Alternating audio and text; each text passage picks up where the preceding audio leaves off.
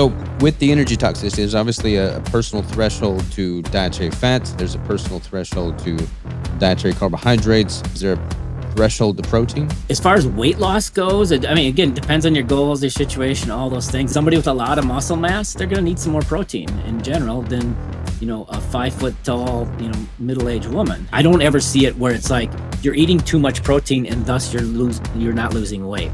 Totally. So with the energy toxicity, there's obviously a personal threshold to dietary fats. There's a personal threshold to dietary carbohydrates. What about the other macronutrients? Is there a threshold to protein? As far as weight loss goes, I mean, again, depends on your goals, your situation, all those things. And that's the other macro that we also tweak based on the situation, right? Somebody with a lot of muscle mass, they're going to need some more protein in general than, a 5 foot tall, middle-aged woman. So that's why we take each macro as personalized for that person because of those situations.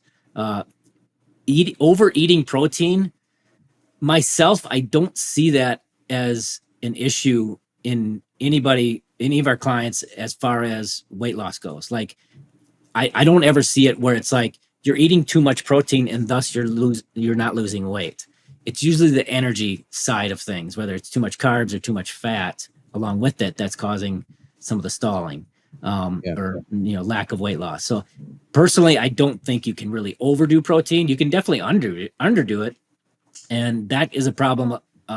Again, middle-aged women, a lot of times they come to us and they're eating 50, 60 grams of protein a day, and it's just not enough. And that's leading to some of the muscle loss and the lower BMR and, like we're talking.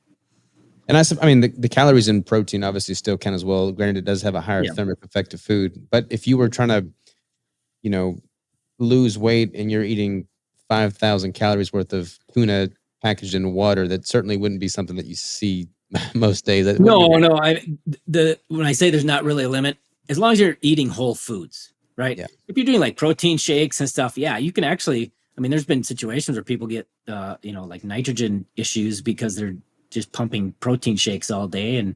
But if you're eating whole food, like you said, try to eat that much calories in tuna, like canned tuna. I mean, you're just gonna stop at some point. Like, you just can't eat that much. Wouldn't be pleasant. Yeah. I've talked about protein thresholds quite a bit in my content, but I do so in the context of it's not a great substrate for energy. So if you've got performance metrics, you're not going to be best served by hitting those energy requirements via protein and gluconeogenesis. Like, that would better come from carbohydrates or fat, ideally dietary fat. But that's like another part of the whole conversation. Yeah, absolutely. And again, that's back to the individuality. If you're trying to perform and whether it's in the gym, weights or running, you need energy, and protein's not a good energy source. So you want some energy coming in that situation. The vast majority of people that, are just looking for weight loss, then you don't need a lot of extra energy in the diet because you got all that stored on the body that you can tap into. Yeah.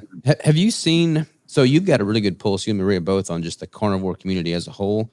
Have you noticed this trend as of late for people kind of like jumping ship for fear of long-term keto, carnivore specifically, disrupting thyroid health, hormonal function, creating insulin resistance? There's been a few people that I probably should get on the podcast and ask them directly, but I'm assuming you probably know what I'm talking about. Yeah, definitely. So the way we've always approached this is everything is a tool and everything's individual. I did carnivore for, 6-7 years because of my pain in the Lyme and the ankylosing spondylitis that resulted from it. I had so much pain that if I ate too much plant material, my inflammation would go up.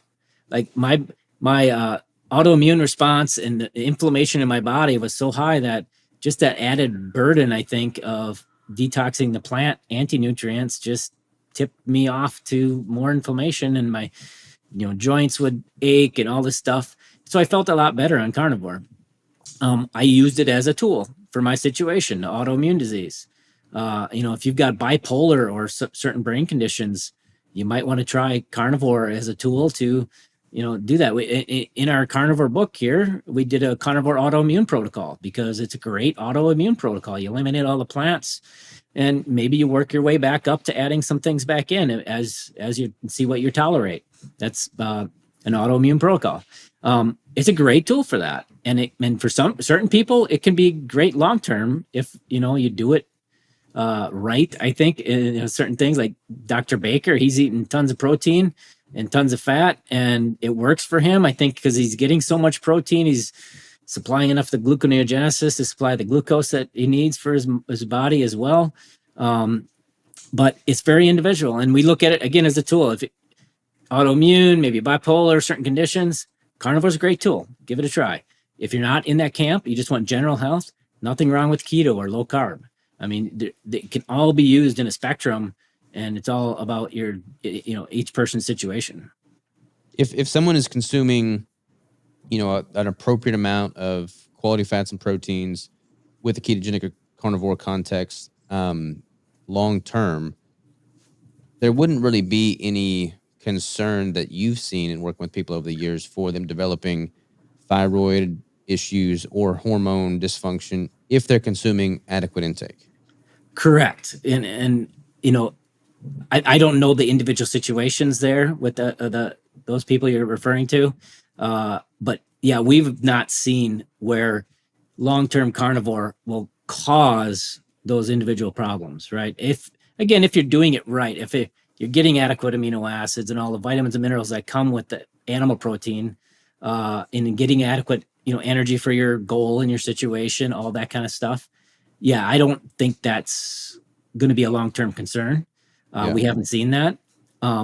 Very individual. I mean, there could be external factors happening. That's another thing that we really kind of push back against is this kind of, you're not carnivoring hard enough, right? Like, well, you had a little bit of this on your steak. Well, sometimes carnivore is great. I love carnivore. Carnivore worked wonders for me, and it works wonders for a lot of our clients with autoimmune issues and other things.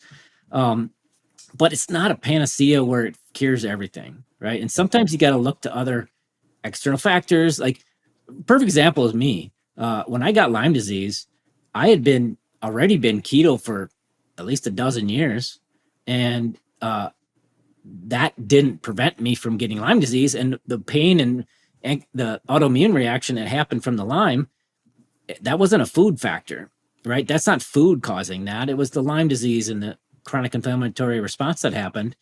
So I had to fix the root cause, which is the Lyme and inflammation, which were not food related, right? Carnivore, I can carnivore as hard as you can carnivore. And I had beef and salt for months, and that's not going to fix, not going to get rid of the Lyme. It's not going to get rid of the, root cause if that root cause is not food. Right. And that's totally agree. And I don't know where a lot of this is stemming from. Maybe there's just confusion as to the difference between physiological insulin resistance and pathological insulin resistance. I mean, if you're strict keto or carnivore without carbohydrate coming in and you take an oral glucose tolerance test, you're not going to likely do well on it. But after 24 hours of eating carbohydrates, you probably pass it no problem. Great. Yeah. Yeah. So there's that. I know they've pointed to elevated cortisol as being like the primary driver to this insulin resistance for people that have been long-term carnivore for an extended period of time. But in my opinion, like, my cortisol numbers are perfectly fine. Like, I get my blood tested on a regular basis, and I've been doing it strictly for 11 years now. I think, this is my theory, that people that are coming into keto carnivore, I mean, it's not marketed as it's marketed as a weight loss diet. Like, people in the mainstream go into it trying to lose weight, and by default, they're obviously going into a deficit, oftentimes for too long or for too extreme a deficit, and that is going to ramp up cortisol, most definitely, and that's what's going to be the underlying issue, I think. Yeah, I know in some of these spaces they promote fasting as well along with it, and I just had a great study I read about the inflammation markers in fasting. They did a meta-analysis, like 14 studies fit the criteria around fasting, and they found that actually CRP was increasing with people with extended fasting longer than 24 hours. And so I know a fair amount of people in this carnivore community also do that. They do longer term fasting, and that will increase inflammation as well. So Yeah, there's a lot of different factors in there to consider. Yeah, and I'm not anti-fasting. I've played around with extended fasting on occasion, but I don't do an extended fast on a regular basis, man. Like Yeah. and I only do an extended fast when I'm in a pretty aggressive surplus in general. So like I'm never doing a fast while also being in a deficit. Like they don't typically go hand in hand. Yeah.